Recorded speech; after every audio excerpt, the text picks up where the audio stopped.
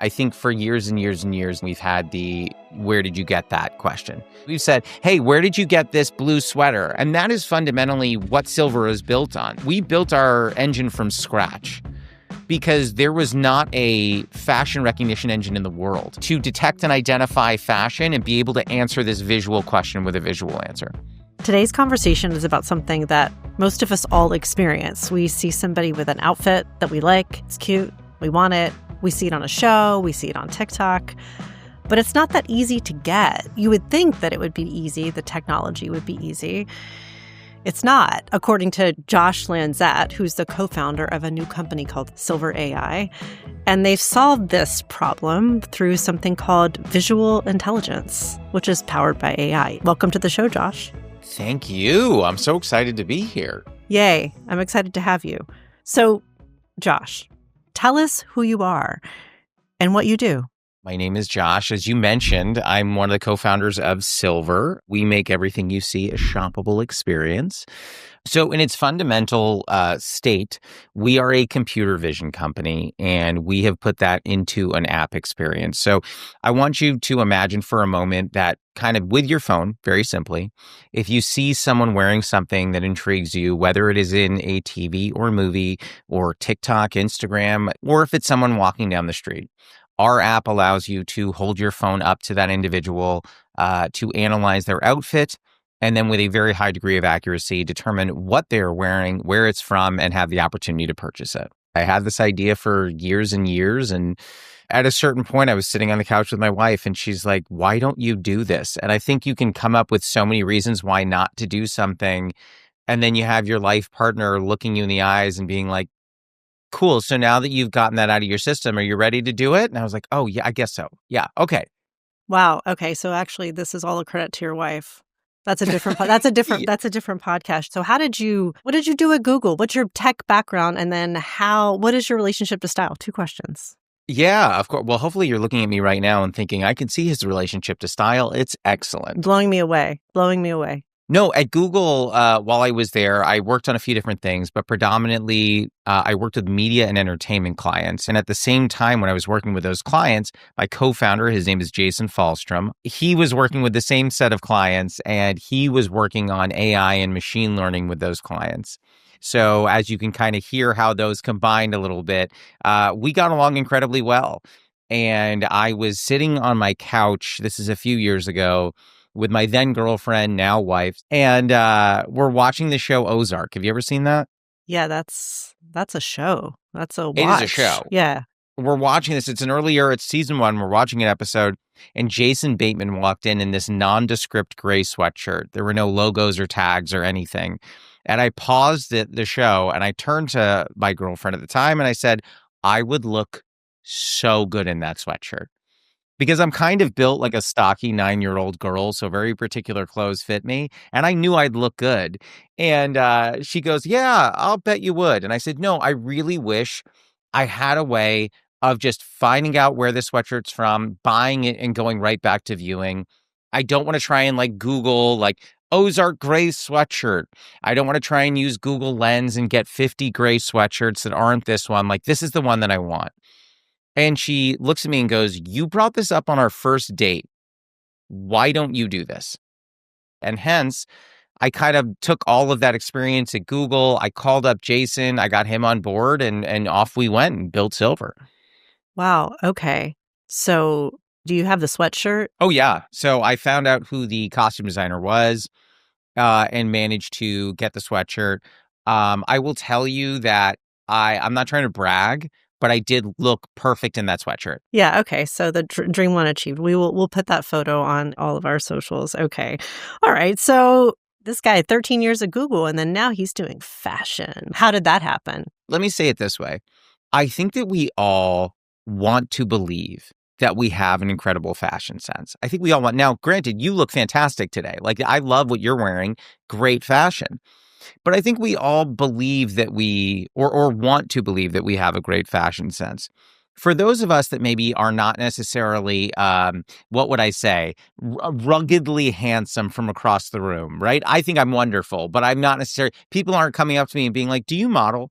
Other than those kinds of people, I think that like all of us are out there kind of trying to figure out, well, what is cool and how do I look cool? And I think that an easy benchmark historically has been a variety of things where maybe you're watching a TV show or a movie and you see someone who is incredibly fashionable. We know Breakfast at Tiffany's yielded the little black dress, right? That was, everybody saw that and they thought, okay, like I can look really cool in this.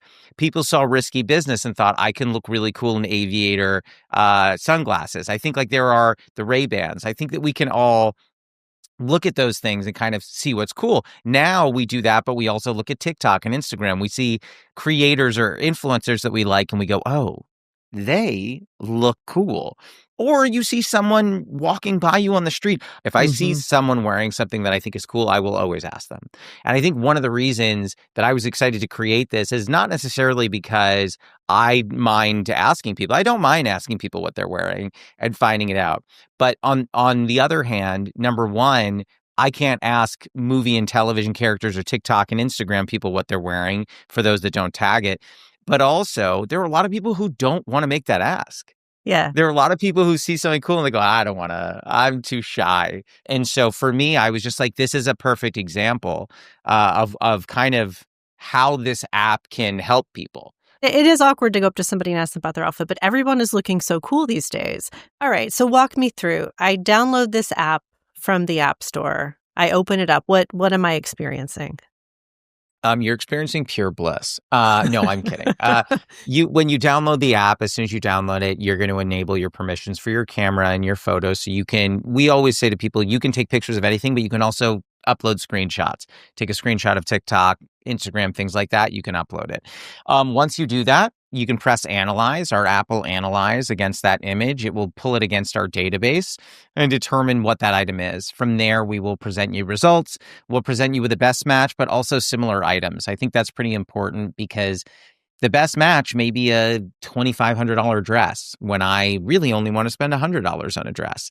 So we will always give you those similar items. And then as soon as if you are interested in moving forward, you can click purchase. It'll take you directly to the site to purchase the item. And that doesn't just apply to your typical brands and new things. We also partner with several different resale sites as well to allow people to buy secondhand items and things of that sort, because we do really believe in that circular economy where things can find new homes. I'm just going like this should have been here 10, 15 years ago. Yeah. You made a joke earlier that it's kind of like the Shazam for fashion. That Shazam is trademarked, so I don't really know if I'm allowed to say that, but I would say it's analogous to Shazam in that sense.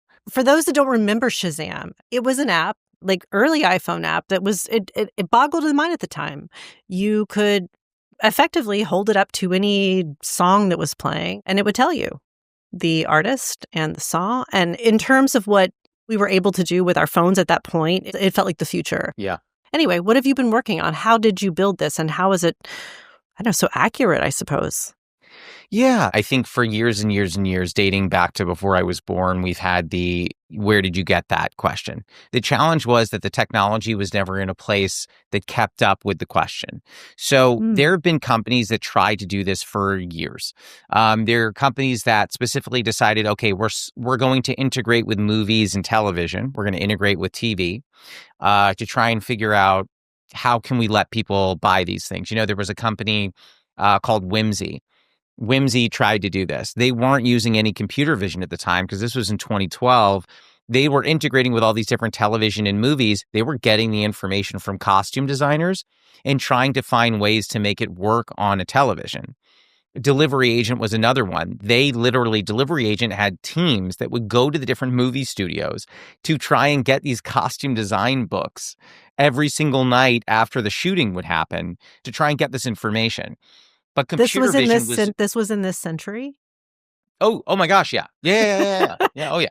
It sounds so arcane based on systems, but okay, go on. No, yeah, Whimsy was 2012. Delivery Agent was within the past 15 years as well.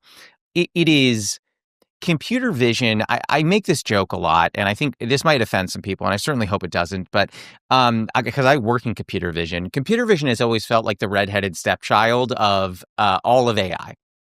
When we talk about AI, if you talk to someone's grandmother, she would probably be like, yeah, I've heard of ChatGPT. If she were maybe ever so slightly more informed, she might name a couple of other LLMs, but that's kind of where she would play. She would sit in that world of like, yeah, I've heard you can type in questions. It's a better search engine, this, that. Nobody of that era today is going to go, yeah, no, I've heard computer vision's come a long way. Nobody's saying that because I think that right now, the way that our society has approached AI, specifically from my vantage point, has been we look at textual problems and then we come up with textual solutions. That's what Okay, we do. textual. I'm just going to slow you down. Can you explain what textual means when you say that? Yeah, of course. So a lot of the time when we have a problem, so let's say that something that we would typically search for on Google, right? So I am going into a job interview, right? What are some tips that that you can give me that would help me interview better for this position? That is a text-based question or problem that ideally would have a text-based answer, right? Here are some tips. The challenge with fashion and some other elements, as you're looking at AI, there are visual problems, right? So fashion's where did you get that problem is a visual problem. Inherently, that is a visual problem. Historically, we have not greeted visual problems with visual solutions. We have greeted visual problems with text-based solutions. We've said, hey, where did you get this blue sweater? And then in the background, whether it's AI or it's a search engine, it goes, blue sweater. Here are what's tagged as a blue sweater. These things are tagged as sweaters and they're tagged blue. Here's 10 blue sweaters. But that is a text-based solution to a visual problem.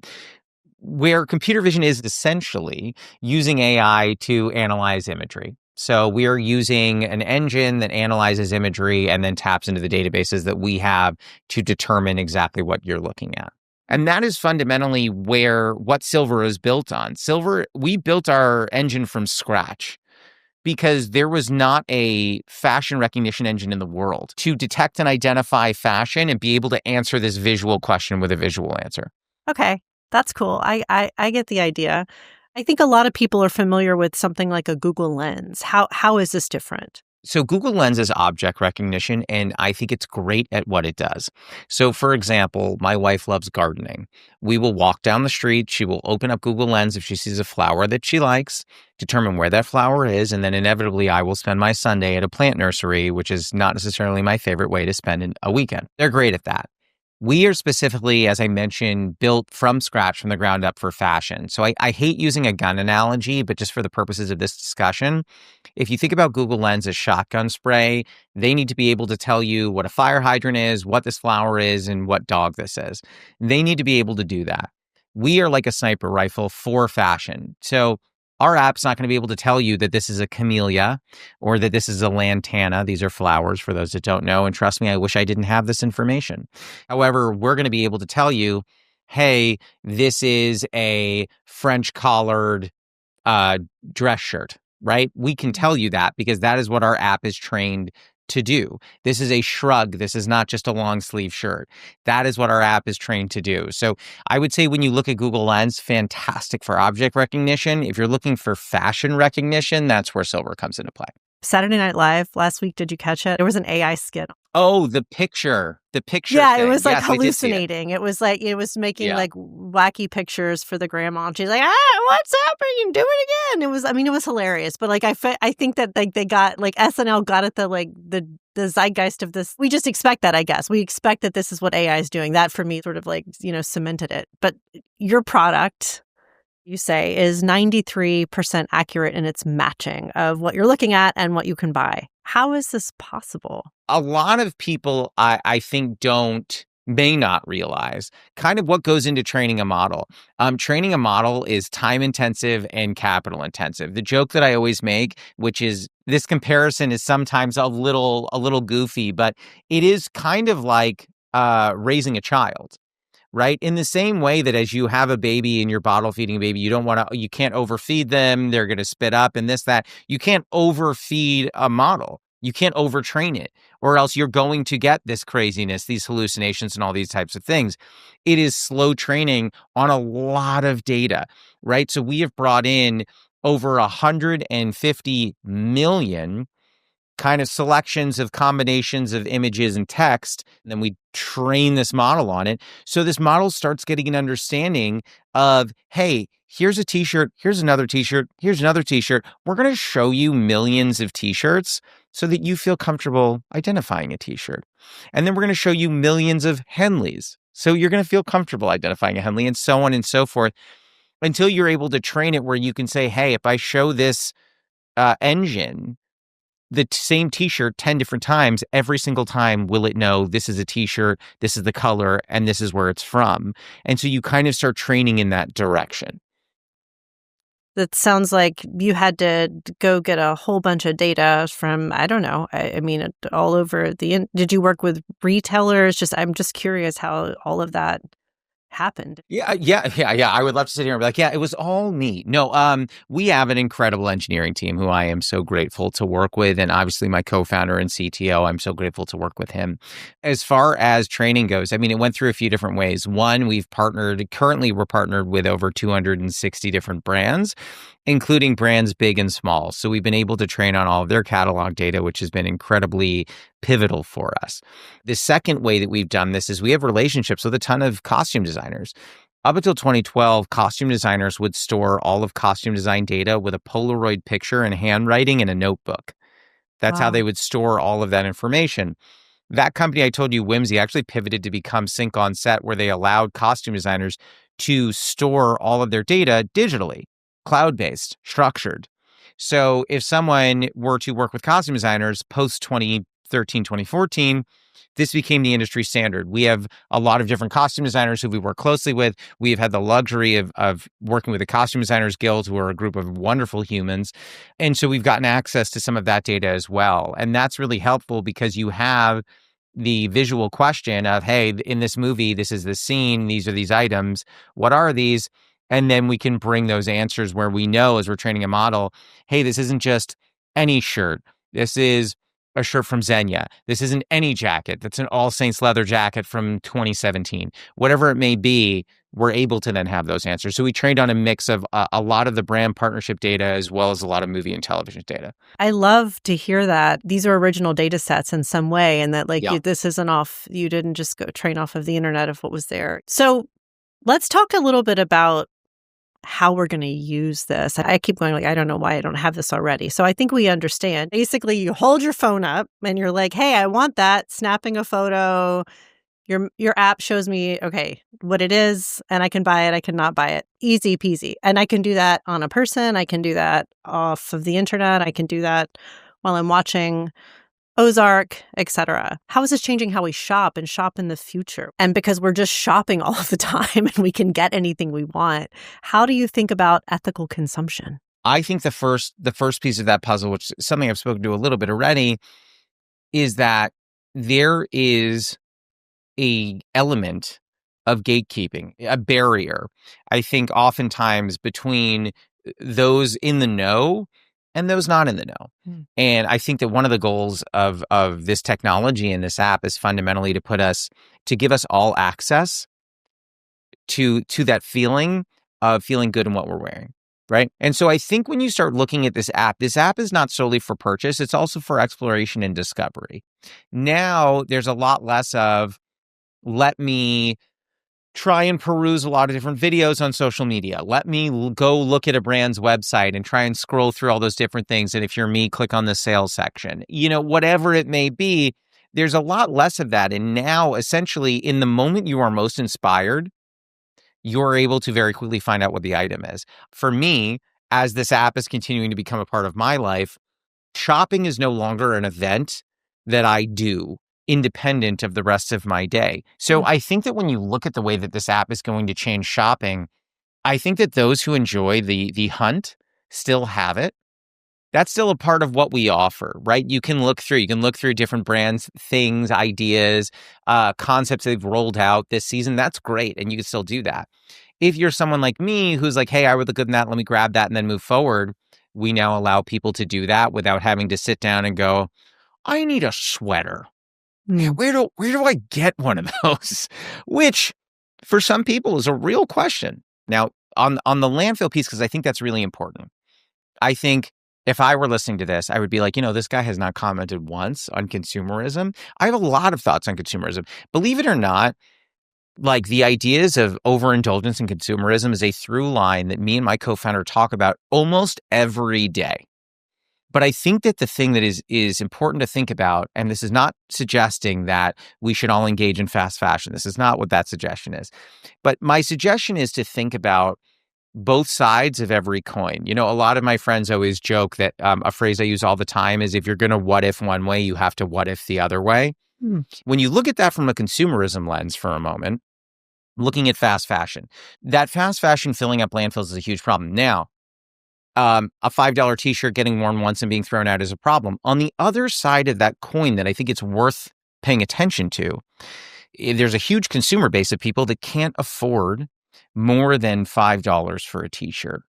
So while fast fashion, yes, does have fundamental problems that are associated with it, on the other side of the house, it also opens up opportunities for those who perhaps are not able to afford higher end items to be able to feel comfortable and confident and worthy of whatever clothes they are wearing around other people.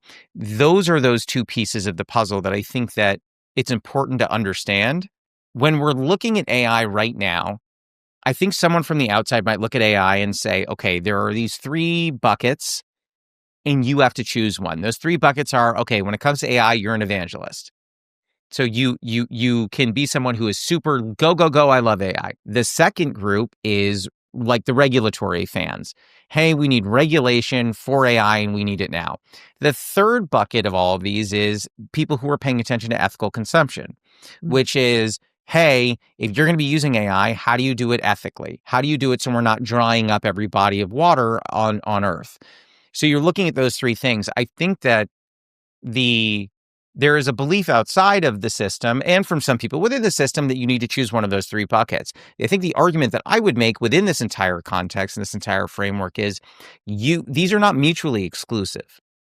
So you do not need to pick a bucket to be in. Personally, me, Josh Lanzet, I'm in all 3. I do believe that there's a lot of incredible things coming out of AI, and I do believe it's great to evangelize those things. In the second bucket, I absolutely believe that we should start thinking about AI through the ideas of regulation and how do we regulate it in a way that makes sure it is safe and in a way that makes sure that it is done in a minimizing the damage that it can create, right? The third piece, we talk at Silvr about the ideas of ethical consumption all the time, to the point where we put a huge amount of investment and focus on bringing in resale partners, boutique partners who sell overstock, thrift and vintage partners. We bring them in because we believe in the idea of the circular economy and we want to promote it. So I do think that when you look at AI right now, when you're taking that step back, a lot of people say, okay, well, which bucket are you in? And I'm like, well, I'm in all 3. And I don't think it's impossible to say that there are probably a lot of us who sit in all 3. I appreciate that. I want to use your product. Is it here? How can I find it? Tell me in this time, this holiday time, this shopping time, when can it be in my little hands? I'm sure they're perfectly adequately sized hands. We are launching our app on December 15th. We are opening the waitlist imminently.